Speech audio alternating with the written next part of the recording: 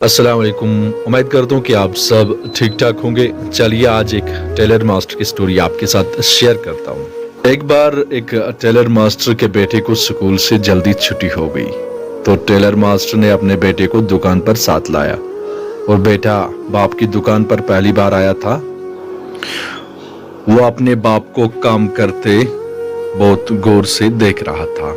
इसने देख लिया कि जब भी वो काटने का काम करते तो कपड़ा काटने के बाद वो कैंची को अपने पाँव में दबा देते हैं, और जब भी सुई से सिलाई का काम करते हैं तो सुई को काम करने के बाद टोपी में लगा देते हैं। जब बच्चा लगातार इस चीज को नोटिस करता रहा तो इससे रहा नहीं गया, तो इसने अपने बाप से सवाल किया, बाबा जी मैं देख रहा हूँ जब भी आप कैंची से काटने का काम करते हैं तो आप कैंची को अपने पाँव में दबा देते हैं, और जब भी आप सिलाई का काम करते हैं इसके बाद आप सुई को अपनी टोपी में लगा देते हैं। आप ऐसा क्यों करते हैं बाबा जी?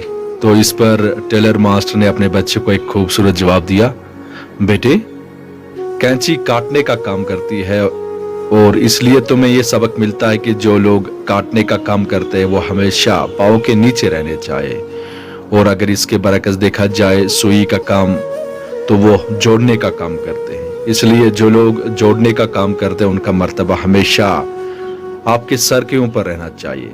सच बात है कि जो लोग जोड़ने का काम करते हैं उनका मर्तबा हमेशा ऊंचा रहना चाहिए, और जो लोग काटने का काम करते हैं, मुनाफिकत का काम करते हैं, उनकी जगह हमेशा पाँव के नीचे ही रहता है। स्टोरी आपको कैसी लगी कमेंट सेक्शन में जरूर अपनी राय दीजिए।